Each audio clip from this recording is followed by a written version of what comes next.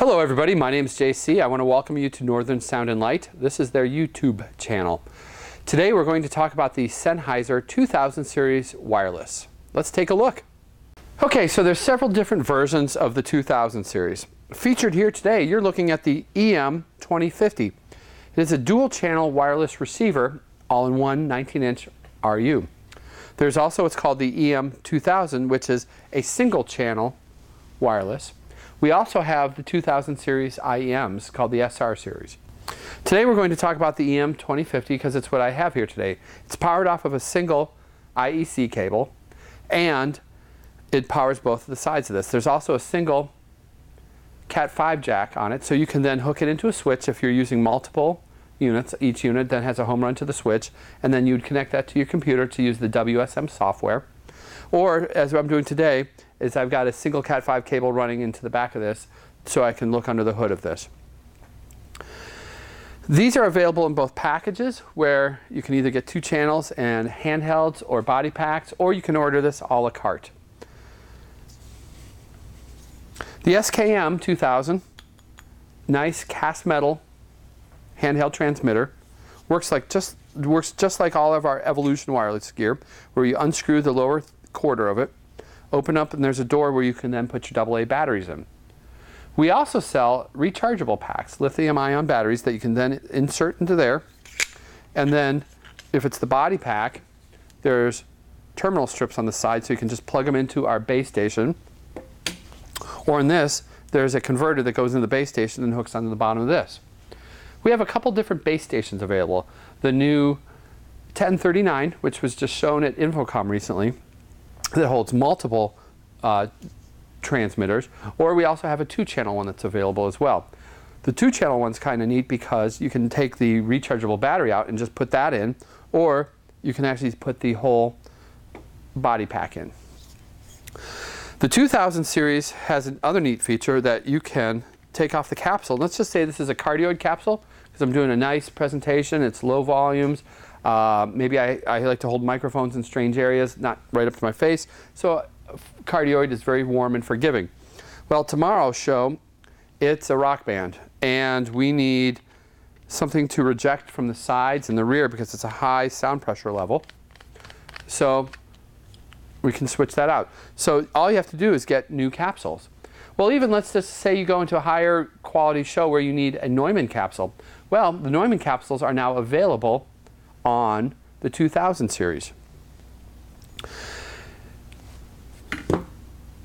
The SK body packs have a built-in clip, built-on antenna, and then same deal. You can open up the door and then put the batteries or the rechargeable right in there.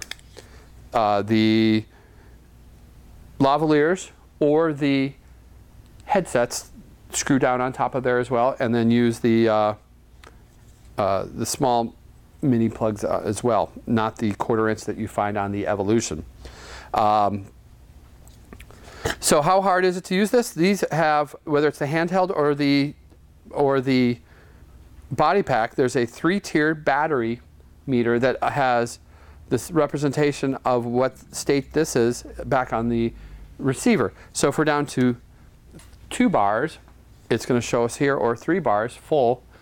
This thing has a DC converter inside of it, whether it's the handheld or body pack, that ensures that this thing's always broadcasting at full strength. So it's a 3-level meter on here, full, medium, and you got a little bit, and you're going to need to go get a new channel wireless, or it's time to change your batteries, my friend.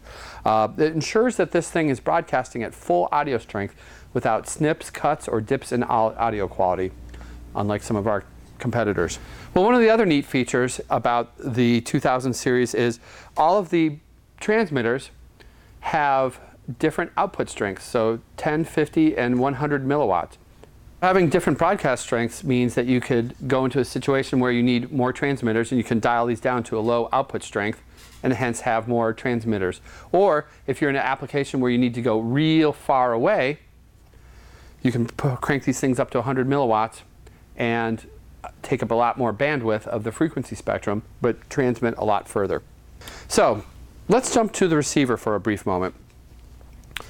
You're seeing red bad. Well, just like in our Evolution wireless, red means that this thing's in an unhappy state.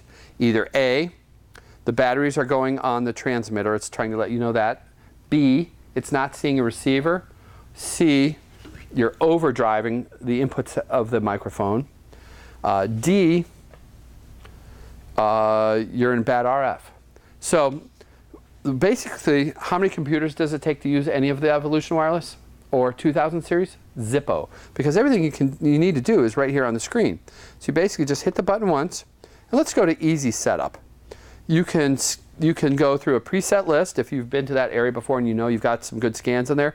Current list, or we go to scan new list. You go ahead and hit the set button, and it's going to go through all the frequencies that are inside of this unit. Now, I'm going to back up a minute. The 2000 series ranges, depending on what frequency group you purchase, from 42 megahertz wide up to 72 megahertz wide. We're in a couple frequency groups starting in the 500s, going up to the high 6s. And how do you pick which one of those frequency groups you want?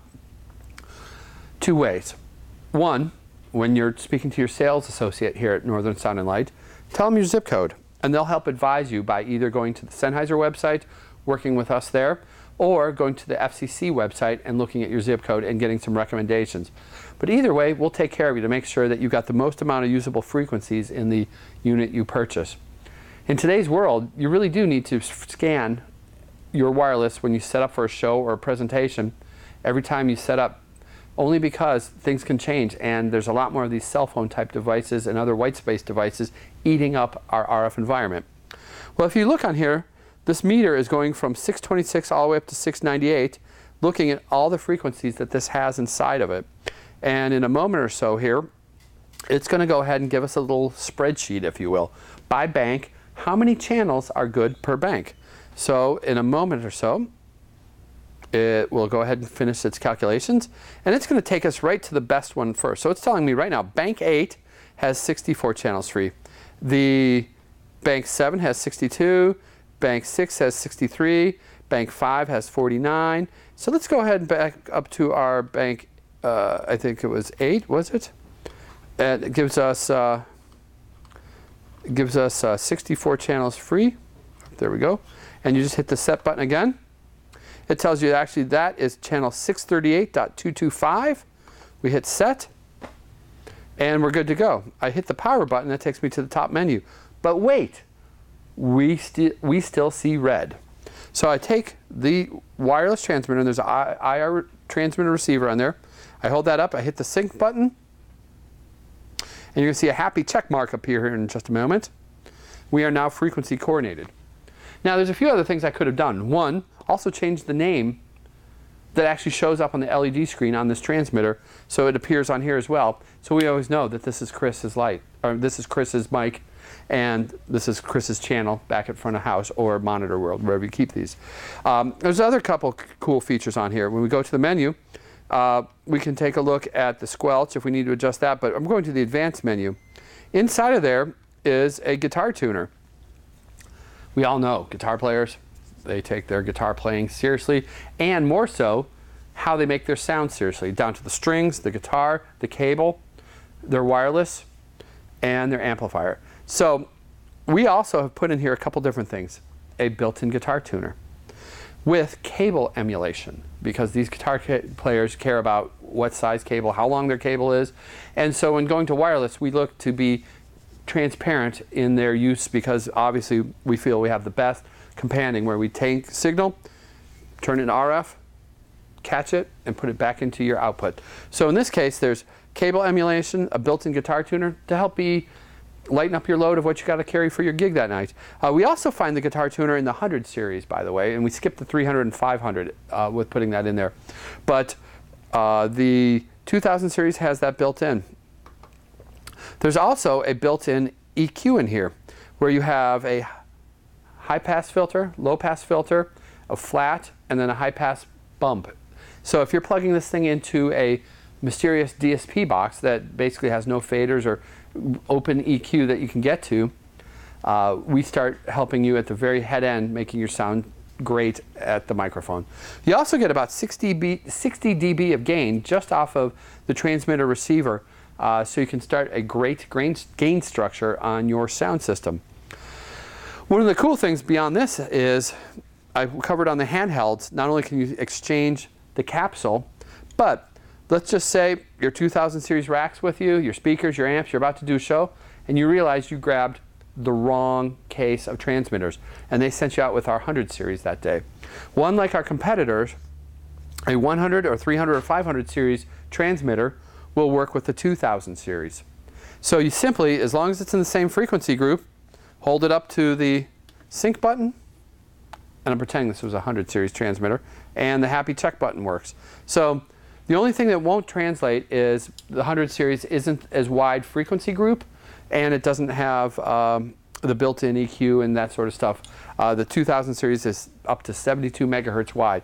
But other than that, it will still work. A couple other hidden features is the pilot tone that's inside of here, that once you frequency coordinate between us, the handheld and transmitter receiver, if someone else turns on to 644.150, we're going to do our best to ignore them. It's a secondary squelch frequency that ignores other frequencies. You'll notice we have headphone jacks on the front, so you can get a direct listen to what's going on with your channel. And one of the last features I want to talk about, not pictured here today, is the SKP. It's a little transmitter, looks like a square with a XLR female jack on it. You can plug that into any wired microphone and turn that microphone into wireless. You see a lot of newscasters holding something like that. Well, what the 2000 series SKP transmitter does is offer full 48 phantom power. We have a smaller SKP, well, it's the same in size, but smaller price point, that works with the 100 series that does not offer phantom power. So if you want to use a large diaphragm condenser and turn it into wireless, the SKP 2000 is what you want. But you could also then just buy that and use a 100 series receiver as long as you're in the same frequency group. There's a lot going on here. But please take a look at the Sennheiser 2000 series. It's got a built-in antenna distro so that you don't need to buy that separate. You just daisy chain the B and Cs, unlike our competitors. We also have built-in RF mute, meaning you can turn this on, do your frequency coordinating, and it's not stepping on the channels of other wireless. Again, my name's JC. This is Northern Sound and Light. I want to thank you so much for taking a look at our 2000 series Sennheiser wireless today, and I hope you have the best day ever.